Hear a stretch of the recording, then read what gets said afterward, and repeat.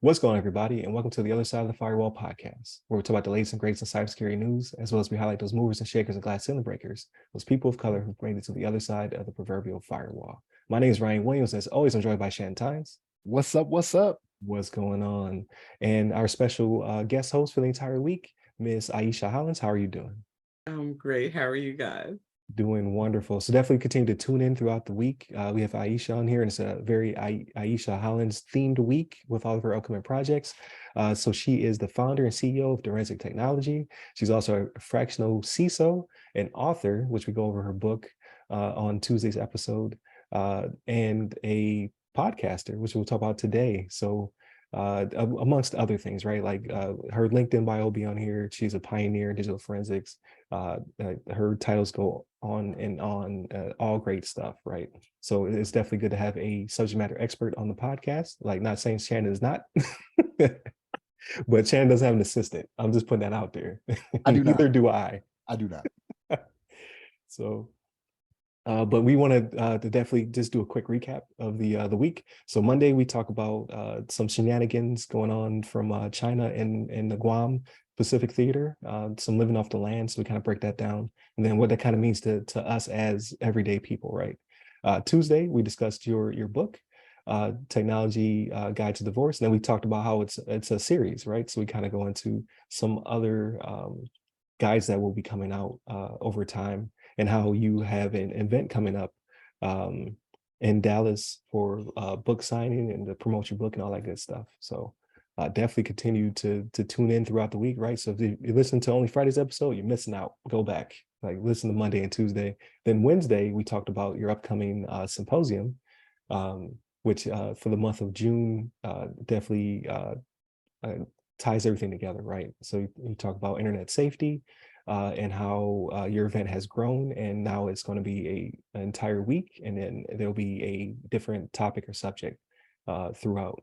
So definitely tune in to Wednesday's episode where we kind of break that down, and then we can go into a little bit more about how one of your upcoming guides will be about succession, and how we don't talk about that enough, especially within our community, right? But just in general, like people don't necessarily build their business continuity plans in real life, right? Like you might, as a member of your C-suite at business, but what are you doing at home, right? Like what does it look like when like you said, the inevitable happens, and those who need to have that information post your passing, like whether it be your bank account information, your passwords, and things of that nature.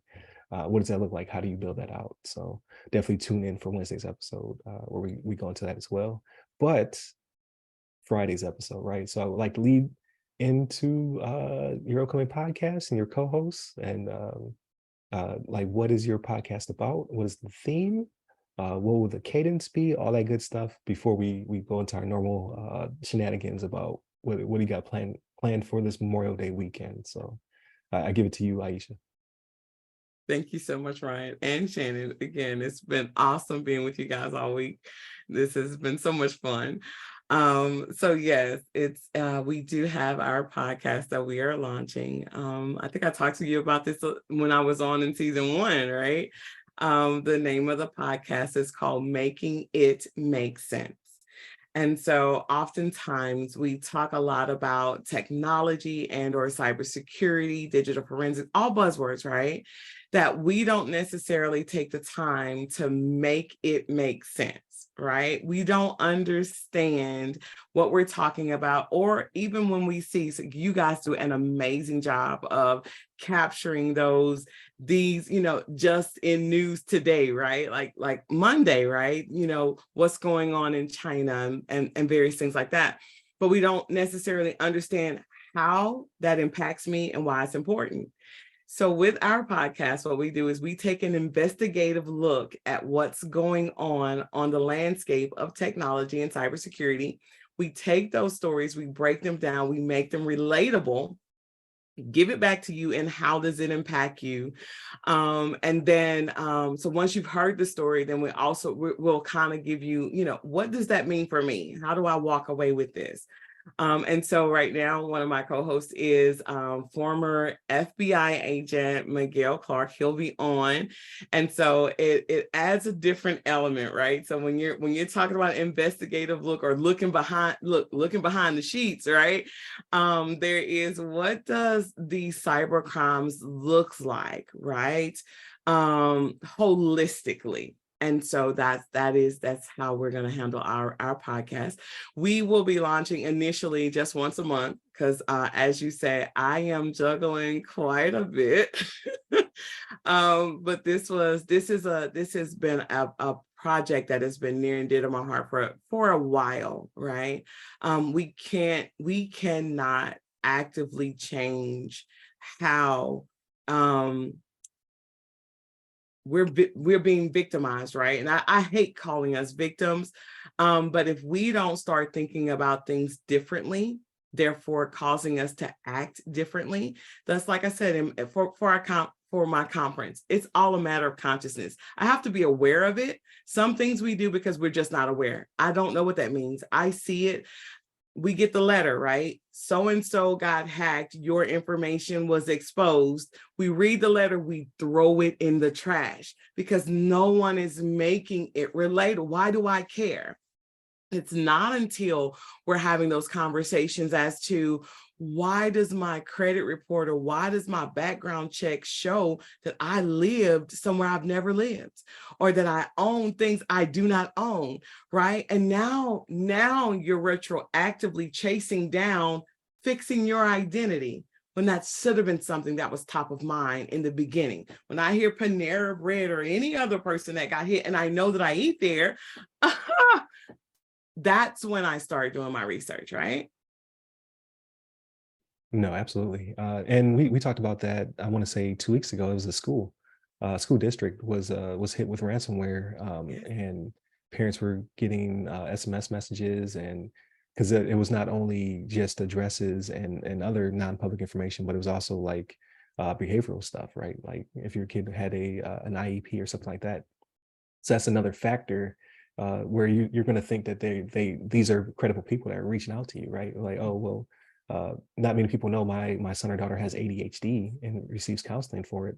But this text message said I need to respond immediately to, X, Y, and Z. So people just don't necessarily think about that until it's too late. And now you've been, hacked, or you're missing money, or you're being blackmailed and things of that nature. So that's good that you guys are going to make it relatable, because it's hard for someone who's it's just not their subject expertise to connect all the dots some of the times. And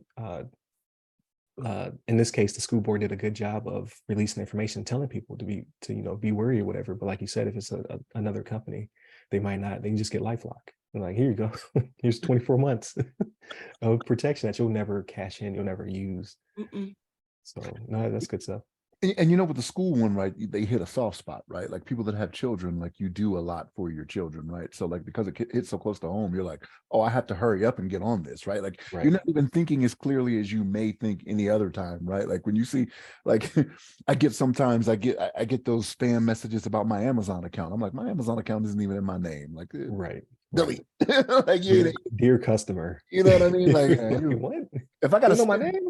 I'm more thinking about that when you want me to spend more money or something like that. I'm like, Amazon, nah, I'm not doing that. But like if it comes to your children, you're like, ooh, I gotta hurry up and get on this and fix this, Yeah, absolutely. So that's great. I can't wait to hear the podcast. You said once a month. Is it going to be like a long form conversational? Like, are you guys going to do like an hour and a half, something like that? No, we're gonna try to stick right there at that 45-minute mark. Okay. That's what he and I said. Gotcha. Like, now, will we go long? Yeah. Believe it or not, I listen to podcasts. I don't do this as frequently as I used to because I don't commute, but they go for 3 hours. That's a typical episode. 3 hours once a week. No, I don't want to hear myself 3 hours. There you go. No, I completely get that. But no, so I would love to have you and Miguel on our show to talk about your show in the future. So definitely whenever you guys have the time, because I know you're busy. I'm sure he's very busy. You say he's retired though, so hopefully he's enjoying some of that retirement life. Actually, no. So he retired from the FBI and jumped right back in. So he'll be able to give you like all of his stuff. Gotcha. He literally just got done touring London. Okay. So he went on a speaking tour over in London. And he also did an interview, I think, with one of the Tinder swindlers that made it onto the Netflix original. So I don't want to give too much, but yeah, he's doing a lot of wonderful things. And I would like to cross invite you guys once we really get going. I would love to have you and Shannon on to come over and talk with our team as well. So yeah, we're really excited though. You guys are doing wonderful things in this space. I enjoy you guys' podcast. I really do. Oh no, we appreciate it. Yeah, if you want two cranky Air Force retirees, I don't think we understand what the word retirement means. Like I should be playing golf and nothing else. But no, that's awesome. Like, yeah, we would love, like I'm speaking for Shannon, like I'm his assistant. So we would love to come on as well. But no, that's awesome. I can't wait to hear it because yeah, we have been talking about it since season 1. I remember us having that conversation.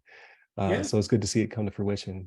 So for those who have stuck with us for this long, it's like first, thank you. Like it's been like last week was rough. Like I did a solo week, and I listened to one episode. I was like, oof, there's too many uhs and ums because you're talking in the vacuum, right? So like I'm better when I have a co-host than I am writing solo.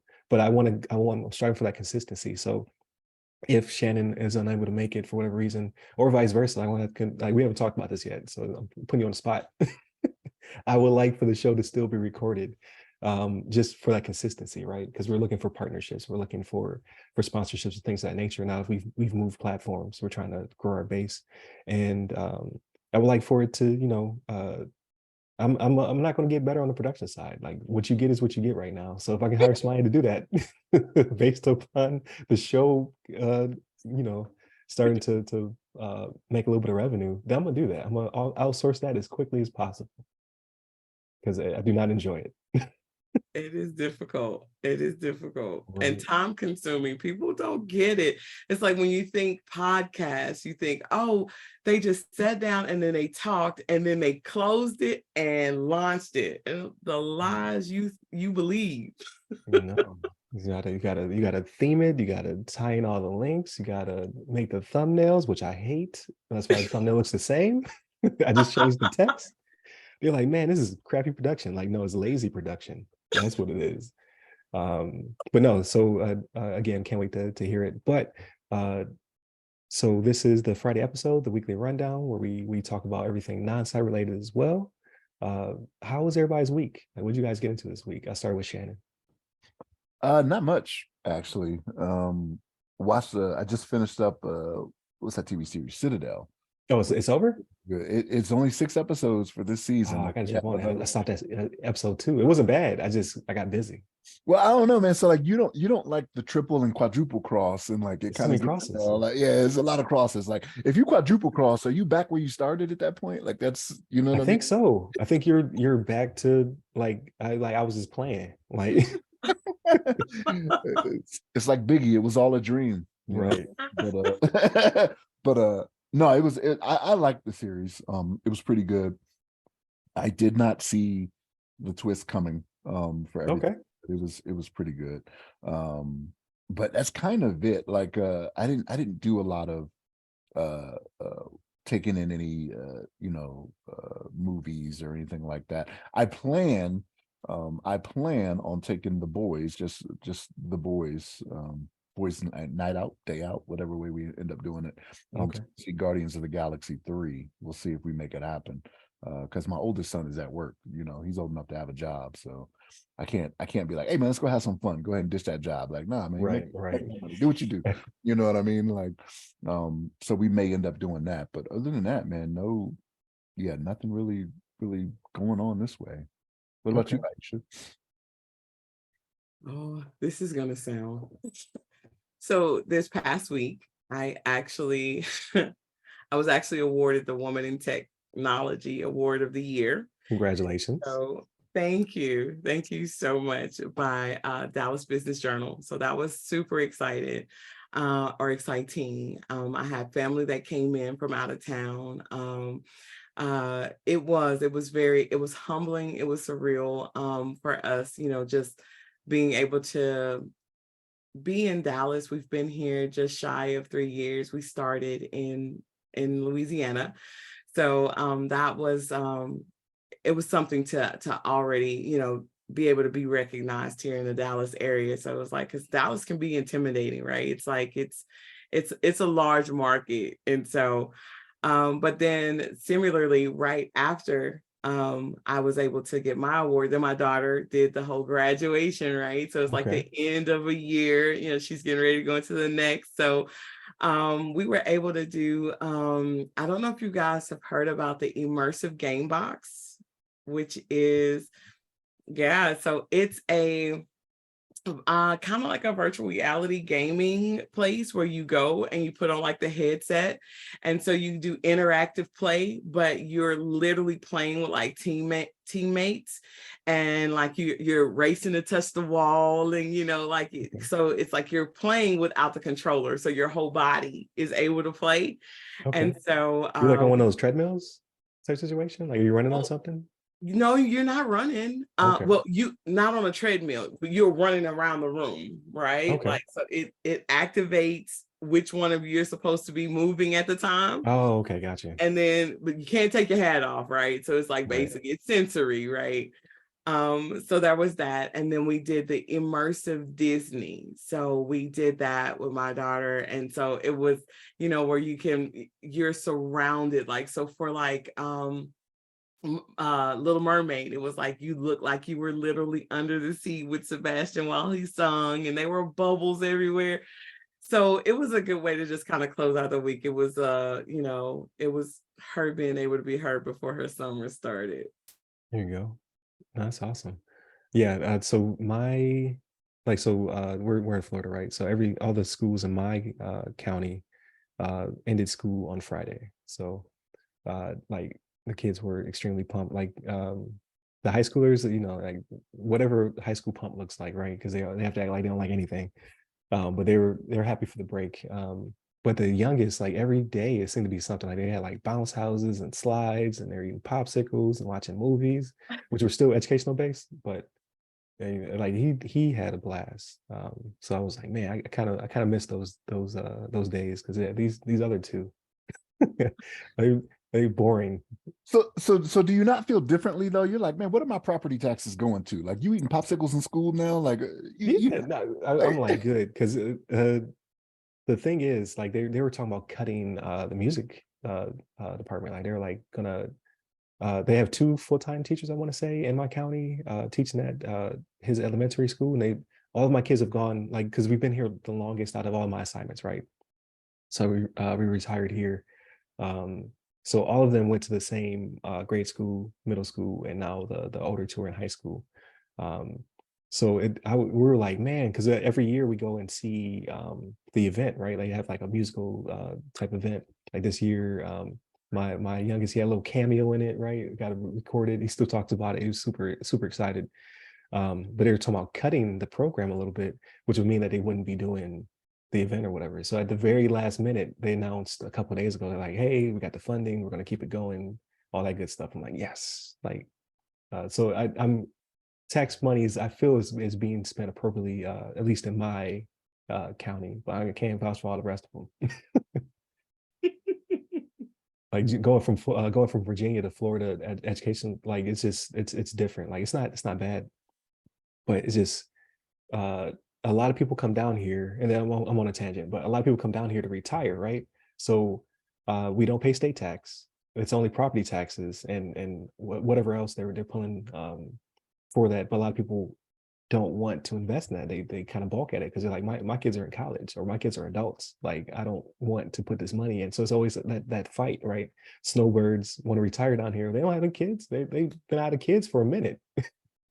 So, my tax dollars can only stretch so far, so I need them to continue to put in the pot so my kids can eat popsicles and jump in bounce houses for the last week of school. Have fun, right? Like, because it's still educational, but you gotta socialize the kids, or else they'll be on their tablet all day, which that was what will probably happen this summer. I gotta figure it out. So also with that, he's in a Roblox camp for the summer, so he really wants to learn how to script and code. Like, so I think he's gonna be my technology kid, right? The other two are medical. Like, my daughter wants to be a nurse. She's taking her clinicals next year. My middle son, he wants to be a anesthesiologist, so he's a medical track. But the youngest, he's like big into, like, I want to make games, I want to write code. He's playing around with the he'll mess around with the HTML script on the computer, like changing colors and font sizes and stuff like that. Like, he's like fascinated by it. So we're able to find him a Roblox virtual boot camp, or like it's supposed to be like there's, I think it's a max of 4 kids per teacher, so it's like really small, and they get to socialize at the beginning, and then they kind of build off of what they currently know about Roblox, and then how to go into Roblox Studio and make a game and all that good stuff. So pretty excited for him, because he's super pumped. So I hope he learns as much as he requires, because he has a really high bar right now. He's like, I want to change the models, I want to change this, I want to script events. I'm like, oh, no, we there yet, buddy. Like, you're 8. Well, but I would encourage him to definitely Oh, do yeah. it. So my daughter did the Roblox camp as well. Okay. And I don't know if you guys know, because you may not, because it was news to me. But so as we were going through it, the kids that learn how to do the development for the Roblox, if they build their own cities, like all the times that your kids are asking you to buy Robux, Yes. right? The kids that develop their own towns and their own whatever, they can actually get paid. So like, ooh, yeah. So Okay. I was telling my daughter, like, when I put her in camp, and like in the camp that we went through, they were telling us how to monetize, like, so they can build their own, they can monetize it.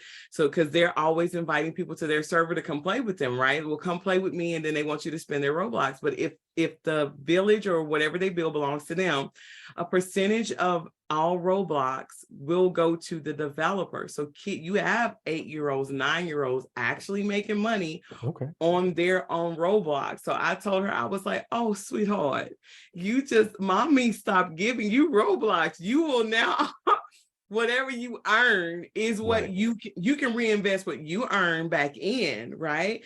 But it's also a way to, kind of teach them. It's a skill set. It's a way to learn how to code and develop, but also how do you, these games, like, sometimes we do need to instill in the kids, like, it's not free, so it shouldn't be free to you. So strategically figure out, the same way we had to go sell, wash cars and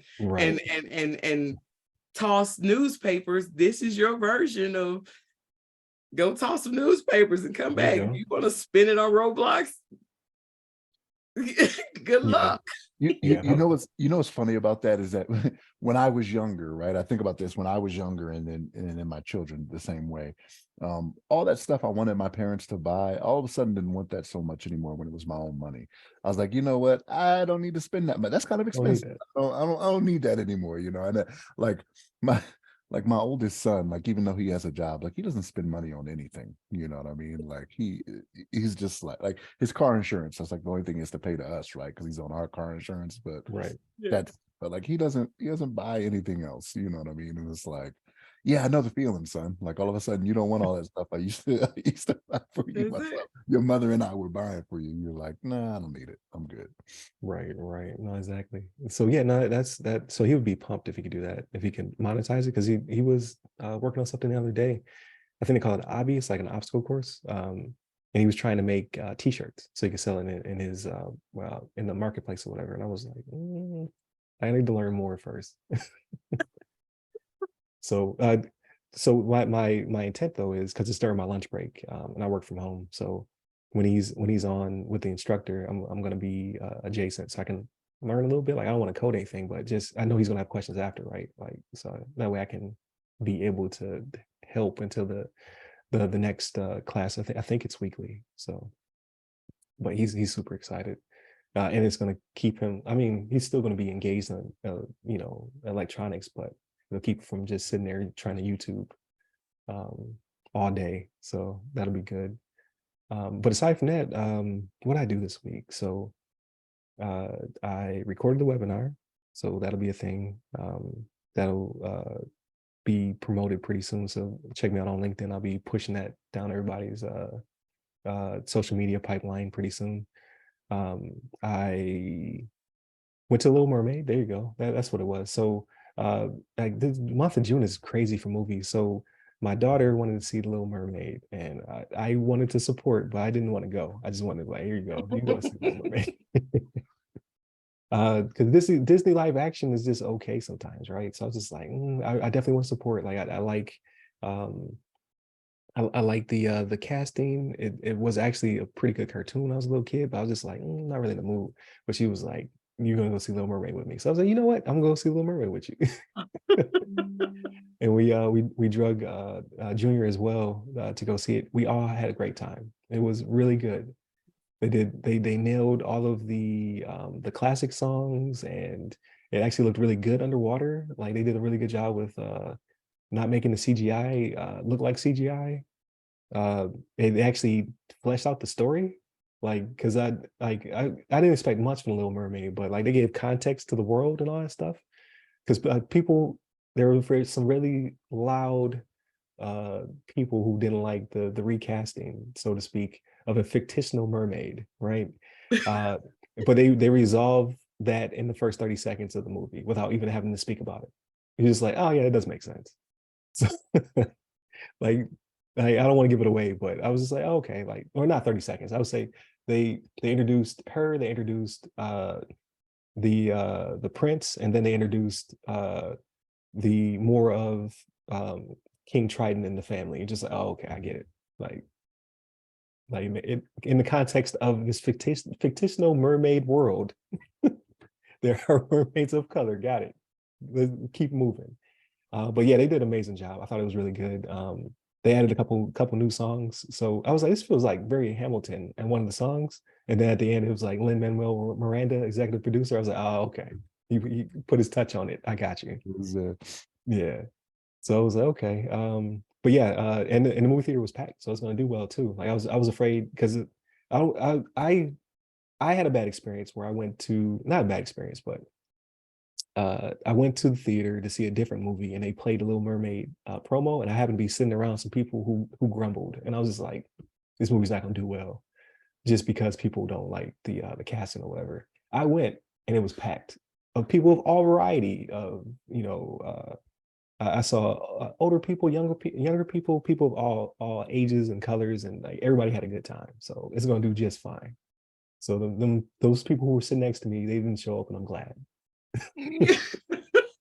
you don't get to enjoy this movie.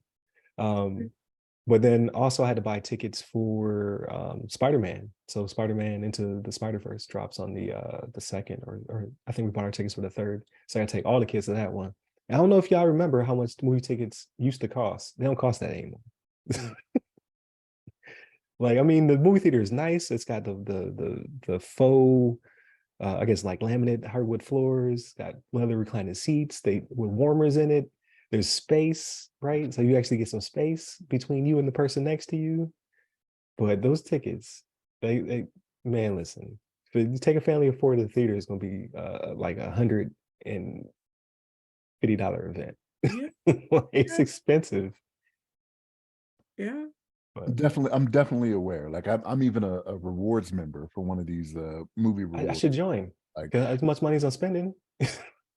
like for me, like we don't go like every month or whatever, and they have rollover, right? So there are some times like when it's three of us going, like we can get 3 free tickets because I haven't gone for 3 months or whatever it may be. Oh, right? So like a movie pass type situation. Yeah. Oh, okay. Yeah. So like so with the one that I'm with, I'll get a free one every month. And then when you do go, like if you buy concessions and things like that, you get reward points that if you get a certain amount, you can get another ticket. Okay. At a certain amount. So like for me, there have been times like during COVID, like maybe because I just wasn't paying attention, like we kept the subscription going. So there was like, after theaters were opening up, and there's a little, not as dangerous as it was before, right? Like to get infected. Like there was a point where we were going to movies and it was like free. I was like, wow, golly, like, okay, all right. I guess we've had it going for a little while, but that point ended and then it started. I was like, man, is this what it costs? Is this what it costs for movies now? So I would tell you, like with a lot of places now, like I know it's hard, right, for people that work and are busy, but like if you go on Tuesdays, they have a reduced ticket price day. You know what I mean? At least here in Colorado, that's what they do, right? So Tuesday, I guess it's not a busy day for theaters, but like tickets are only like $6 or something like that. Oh, so yes. yeah. But yes, that's pretty much it for my week. I played, a little bit of Zelda Tears of the Kingdom. I've been enjoying that. I'm a big Zelda fan. Shannon asked me how many hours I had. I was like, man, maybe 8. And then I looked at I looked at the actual tracker. It was like, you've been playing for 30 hours. I was like, ooh, maybe I have an addiction. I got sucked in there. It didn't feel like I spent that much time. I was just like, I barely scratched the surface of this game. I've been playing around a little bit. It's like, yeah, maybe like 8 hours. Nah, I got a full day in there. Oh, well, we will definitely say you have definitely retired. Like, according to your game box, you are retired, sir. I don't even know how to squeeze that time in there, to be honest with you. It feels like I've been working like 12s and 14s. So I was like, it's probably like I get an hour a day for the past month, right? I was like, okay, that makes sense. I feel a little bit better. Okay. A little bit better about myself. But yeah, that's been pretty much my week. And then obviously we started to talk about getting you scheduled. We got you in here fairly fast. So I appreciate your flexibility, and then it definitely synced for this month with all of your upcoming projects and all the stuff you're doing. So I'm like, oh, this is perfect timing. And this is a reward for the listeners who listened last week through my solo episodes. So thank you for returning, and here's some good content. So but no, that's great. Again, I can't wait to hear your podcast. Hopefully we can do the crossover, get you on ours. We get on yours, get that synergy going, all that good stuff. And it's just good to have more people in this space. Again, just highlighting we do exist. We are members of the community who are definitely contributing. Like for yourself, like you again, you're founder, CEO of your company. You're a public speaker. You have the symposium coming up fairly soon. You're an author. So to be able to show that on the platform and say, hey, like there's people in the space who are making great contributions, right? Like, so we need to grow from this current 9% to being more of a factor within the space, as well as taking on those roles. I want to say last time we checked, it was like 3 or 4% people of color who were actually in those C-suite and senior level positions like yourself, right? So we definitely want to grow in that regard as well. And I think it just helps with you producing so much content and getting it out there, just so people can know, like, okay, like we are in a space, and we can strive to do great things. We can be people who are in the seat making those decisions as well. And then also for like people who come on the show, like Mike Ware, who's looking at hiring more people of color into that space. Or we had Gabe Davis, who works for CISA, and CISA did the hand the mic or pass the mic over on social media, where they had their people of color who were working for CISA kind of take over the social media accounts. Like, I think it's really a good look. I like to see it continue to grow and keep going, because there are so many people, talented people out there who are doing great works. So it's good to start to see that on the different platforms. So now you're going to build another platform yourself. So I think that's awesome. Yeah, I'm trying and working at it, right? Because it's the thing about it is, like, we do need to see us out there, right?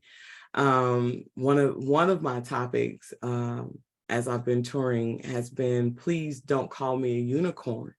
I'm rare, but I'm real. Right. When I'm looking at and it's hard. It's not necessarily been an easy journey, right? I've been a small business owner for 15 years in a space that did not necessarily embrace me, right? I got for years, and I talked about in our first podcast together, it was the whole, who are you and what are you doing even here, right? So you're always trying to validate yourself or make yourself relevant, and then when you start going higher and higher, and it's like, and now, so for every time you feel like, oh, I've worked my way in a room, you find another ceiling, right? You find another reason why, okay, well, no, she doesn't belong here, why is she here? Or especially at that C-suite level, right? And so even when we, as I was getting my award, one of the major sponsors, she pulled me to the side and she said, we finally tackled women in tech, right? Because it's so hard, for us to even find women in tech. But then when you start looking at women in tech that actually own their own businesses, if you think the number is already small, it just gets minuscule, right? It's like, so when you're looking around and you're trying to find mentors and you're trying to see yourself, right? How do I know that I could ever be a business owner? How do I know I could ever be at the board level? So that for me became why it was like, some of the things that I do, it's a lot of give back, which does make for a very strenuous calendar, because there's like, how do you make money? Right. And then how do you do these passion projects, right? And so we are always looking for ways to like collaborate, and or like, if I don't have to do it all, like I said, this week has been amazing. Just being with you guys it's amazing, because it's like, you need help, and sometimes you got to reach down and pull up right along with you. So, but it is very important that we stop looking at, oh, wow, she did it, but nobody else can. Unicorns are mythical creatures. So ununicorn me. Don't, because like literally that's what I began to be called. Like, oh, she's just no, she's not. No, she's not. Unicorns aren't real. So I may be rare, but I am real. And so that's, I like that. I've been on tour with that. No, that's awesome. And yes, that is definitely a word, right? Like you're over here preaching. Um, hopefully, in the near future, right? Hopefully in the near future, um, we'll start to see more people kind of be bold and be courageous and put themselves out there, because there are allies, like you say, but like we had a conversation where I wouldn't say it was an interview where you brought somebody in to the into the room with you, and they kind of they went from friend to foe. Yes. And I hope that's not happening as much anymore, right? Like we're giving like you said a hand up, but also partnership, right? Like this, like a situation like this. Like I love having you on the show, and then if we can do the switch over, we're on your show. This needs to be the norm, right? Like it needs to be. You have a platform, let's get you on. You have a blog, let's get you to write something. You have some kind of skill set, right? Like whether it be to write or to perform or whatever, let's get that in there as well. So hopefully our fan base is not Joe Rogan's fan base, right? Like, so I'm not preaching to millions of people, but for those who are listening, if you have something, reach out to somebody. Like if you like on LinkedIn, I do it all the time. Like if I see you someone post something that has anything to do with our content whatsoever, I'll jump on it and say, hey, like I want to champion this, yada, yada, yada. But also, if we can work together in some capacity, I'd love to do that as well, right? And just put the invitation out there. Like I want to see that more. Hopefully people are gonna feel comfortable in doing that with me as well. Like every now and then I'll get somebody, like I have a guest coming on next week. He's doing some big things in training, and he just put out there, he was like, hey, my goal for this month is to be on 2 podcasts. And a friend of a friend, like, how sometimes you see other people's likes and things of that nature. I saw it and I was like, hey, I got a podcast. You want to jump on it? Let's do it. And then we squeezed them in just for the month was out, because of scheduling. It's always tough. but that should again be the norm, right? Like you have a book, and now you have it's going to be a series. Let's get that on the show. Let's talk about it. Like, I don't know. It makes too much sense to me. Everybody else does it, right? And that's another conversation. That's a whole conversation in and of Right. itself. Yeah. But that's the other thing I think people don't get. You don't understand support until it's you that needs the support. And sometimes just pay it forward, right? It's really not hard. It's not a hard concept. You don't have to, it costs you minimal, right? Like Right. just a few minutes out of your day. Like, what is that? That's either one Zelda game for you, or right? It's one TikTok for somebody else. It's like, and so like that's why I said, like, I very much so advocate. If you're on LinkedIn and you see something, everything you just said. And so one of the things that I have been supporting too has been minorities in cybersecurity. And that is being run by Mary Cheney, and she's doing amazing things in this space, right? Which is highlighting, making sure that people of color are being recognized, that yes, these jobs are out there. People need the diversity in the room. Where are we finding where are we finding those people? How are we introducing them to, certain jobs, right? My issue, like I said, I want you to understand the importance of, so like that's what I'm championing. We do a lot of training, we do a lot of talking, but how do we make this topic, this space fun, right? Which I feel like that's kind of what you guys are doing too. Is like, yeah, let's talk about it in bite-sized chunks, right? But let's also, we're human. There's life that goes on beyond this. So let's talk about the movies. Let's, yeah. So and once we can make this where it's relatable, tech cannot remain either I'm all in or I'm just terrified. It's like those are the two lanes that we see tech, right? So you don't mind just blindly signing all these terms and conditions just so you can play. You're giving away all of your privacy rights, because there are there are hardly any privacy laws anymore, because we're doing away with them little by little. We're just chipping away at it. And then we don't understand why we're being victimized left and right the way we are.